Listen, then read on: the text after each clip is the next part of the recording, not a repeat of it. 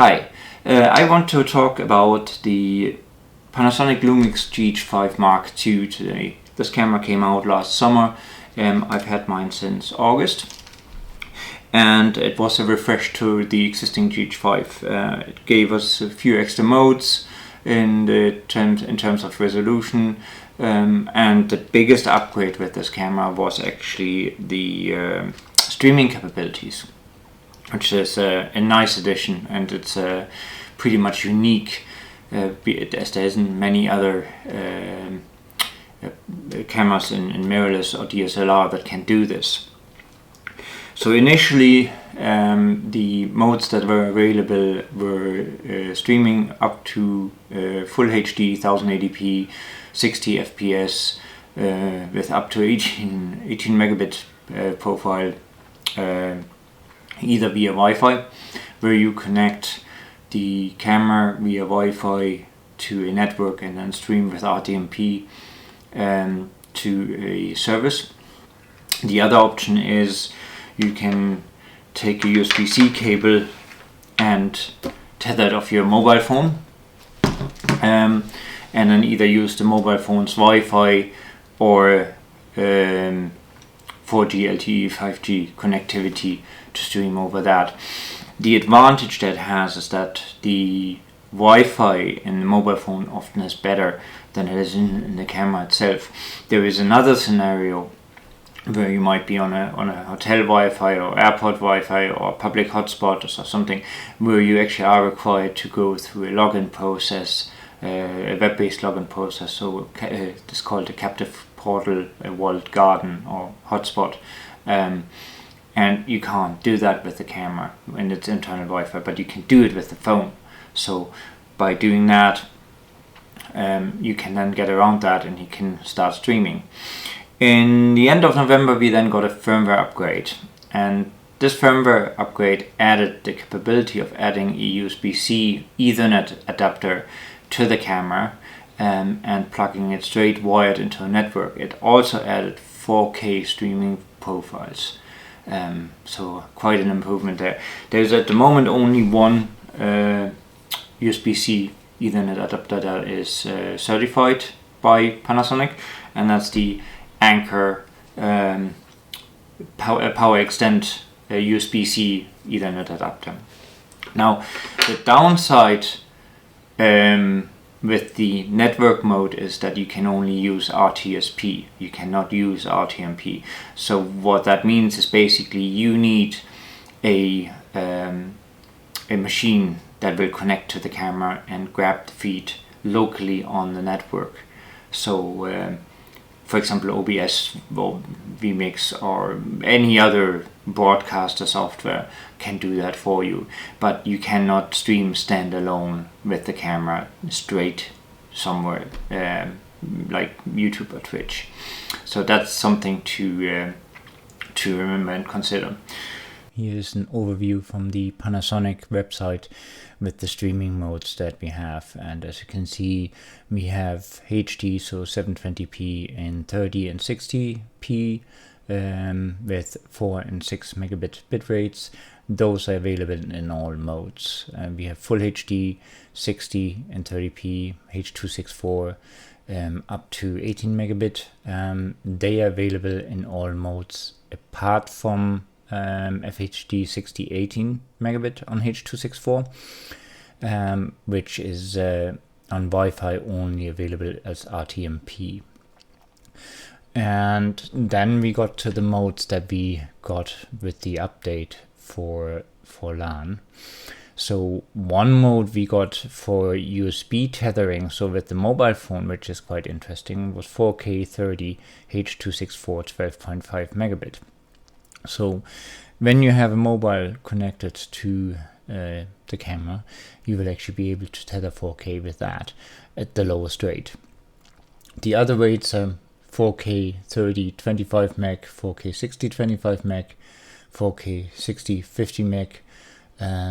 Those are all basically only for wired LAN, so they will only work with RTSP or RTP on the network dongle.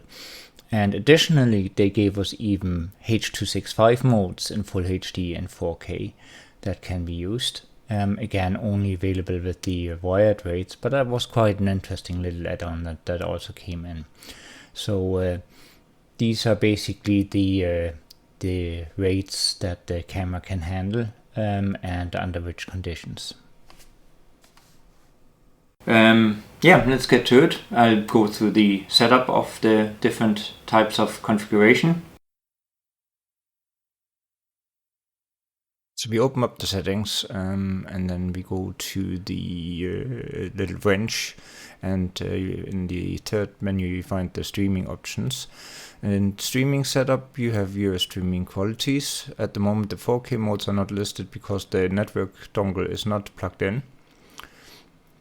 Under streaming address you put your RTMP source in, and then Wi-Fi connection, you can actually change your Wi-Fi and you can browse to local Wi-Fi's. Connection is obviously Wi-Fi. We're in direct streaming mode, and once that's all set, we just set streaming to on, and what does it automatically then connects to the predefined Wi-Fi.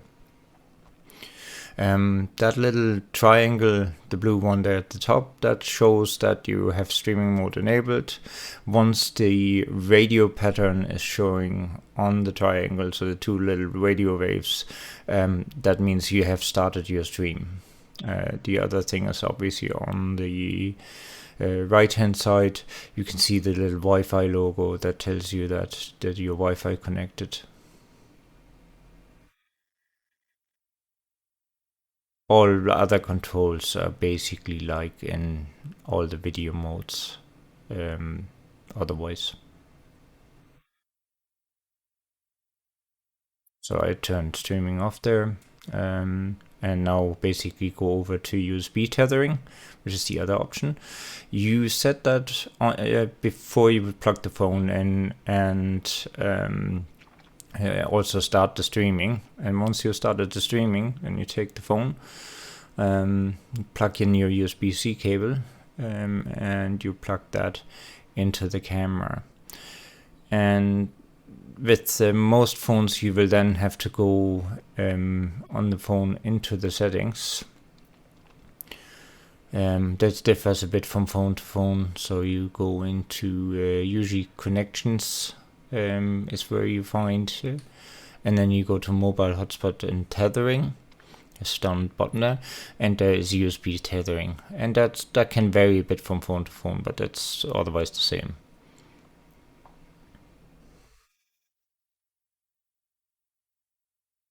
So again, as you can see, the streaming has started, so everything is working, and I can use the Wi-Fi of the phone, or I can use the mobile data of the phone if I want to. And I'm streaming it, in this case I'm streaming it to a local OBS instance here in my office.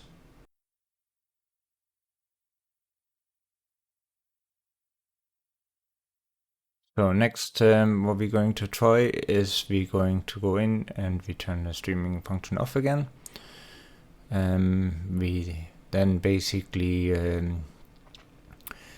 go to the streaming method via PC software. Connection method is LAN, that's the only option here, and then basically turn streaming back on again.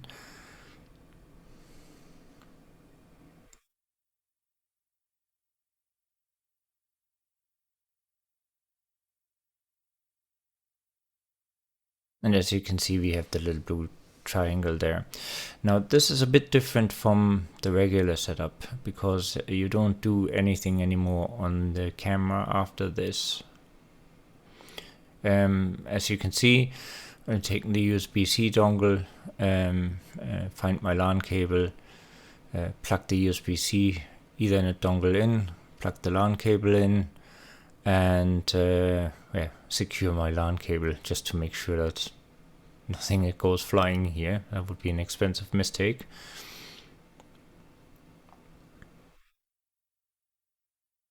And we hop over into OBS. So here we're in OBS. and I have like a clear scene with only my microphone in it. We add a media source, which I'll just call Panasonic GH5-II.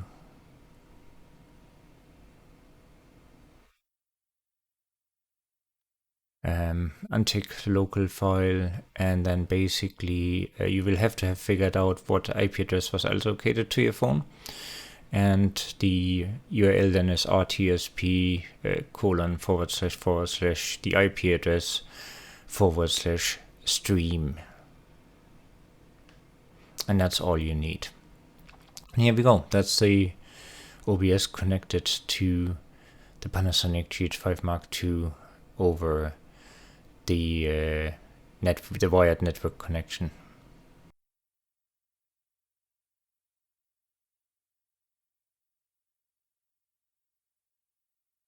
So what I did here was I tried to push different buttons, but the thing is, once you have started your source in OBS, nothing really is possible on the camera. The camera is completely locked up. As long as OBS or your broadcaster software is connected to it, you will not be able to do anything on the camera. So to regain control, you basically shut OBS down or shut the source down that's connecting to the phone, and then you can go and turn streaming on and off again. So I'm turning the source off, and that basically then allows me to control the camera again.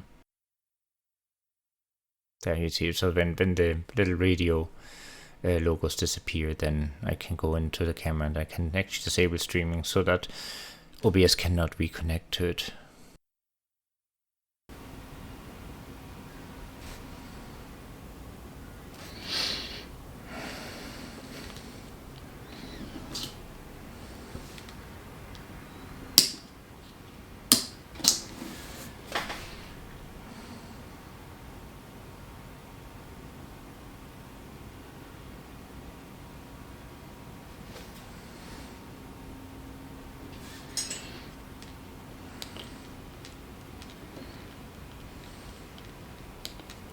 So the other method is using the Lumix Sync app, and I have set this up already. Bluetooth has to be on the camera.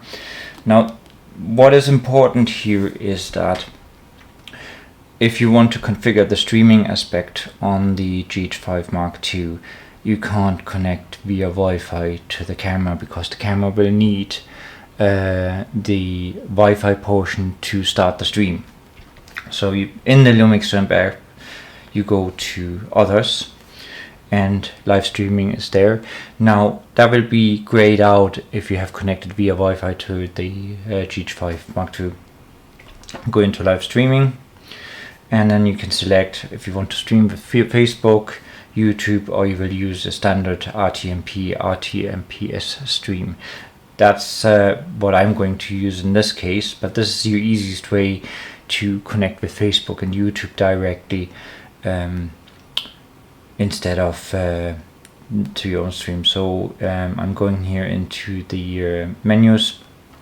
You can then go and you can select which Wi-Fi the camera is supposed to connect, and you can see the camera goes searching for Wi-Fi networks, and then I can pick one, and it will ask me for the password if I haven't already specified. Now in this case, my camera was already previously on the network, so that's fine. I can select the streaming quality that we want. So in this case, I'll go with the 8 megabit full HD 60p one.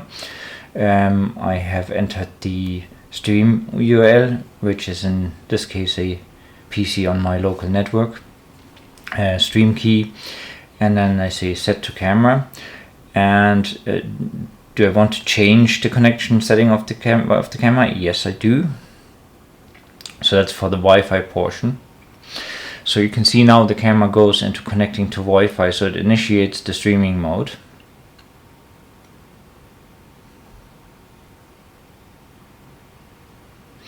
Also, this little blue icon here, that's tells you that you're in streaming mode. So, and now what I can do then is I can say start streaming here, and it will start the stream to the RTMP server, and I can also stop it again.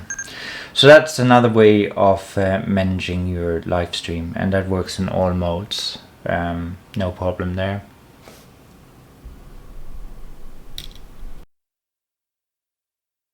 So, and the last method that I want to cover is how you manage to save multiple RTMP profiles or RTMPS profiles to your SD card, so that you can have streaming addresses readily available on the SD card, that you can load them and change on the fly, so you don't have to type it in every time.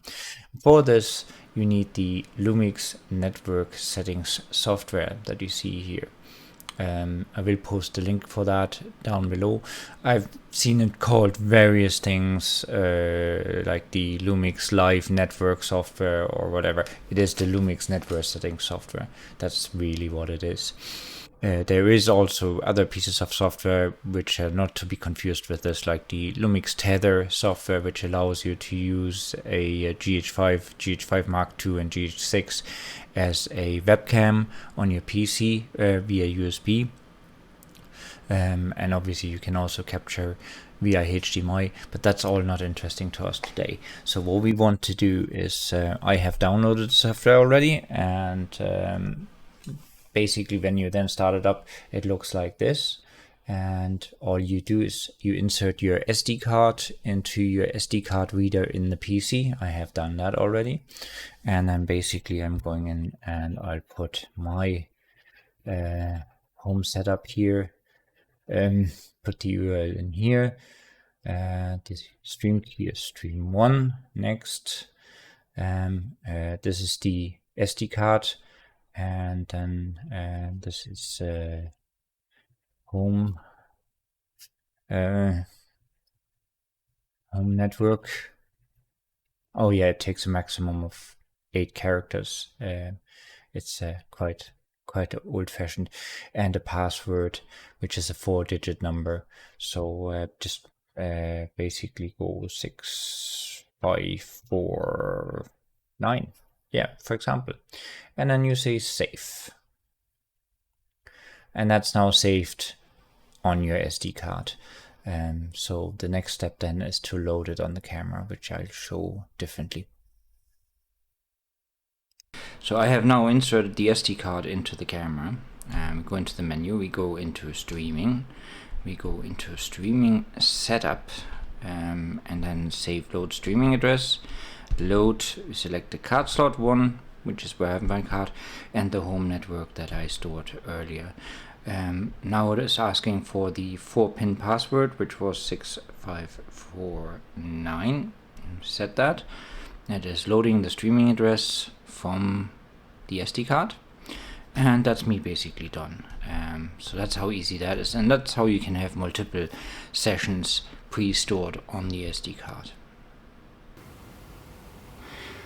So that concludes the overview of all the streaming functions of the GH5 Mark II. I'm sure I've missed something along the lines, but it should be fairly comprehensive. Now, obviously, since the release of the GH5 Mark II, the GH6 has been released, which is actually what I'm recording with. But here's the thing. The GH6 didn't get the streaming functions. None of it. So your only choices with the GH6 is either the webcam tethering or the HDMI capture. Streaming straight out of the camera with Wi-Fi directly, or controlling it with a software like OBS, has not been implemented. Some say that's because the GH6 got a new processor and it wasn't quite straightforward to just copy and paste that portion of the code, which only has existed since last summer, into the GH6. So we might see these features at a later date in the GH6. On the other hand, the GH5 Mark II is still being sold. It is actually about €600 cheaper than the GH6. So it's still a good proposition, and it's actually a good backup also for the GH6 if you need a backup body for your camera. So it's a good companion. So in that sense, I don't think this thing is going to go away anytime soon. I hope you enjoyed that, and if you do, leave us a like, maybe subscribe, and I'll see you at another one. Also, check out the links in the bottom. I will have left links for the settings software and various bits and pieces, and that's all for today.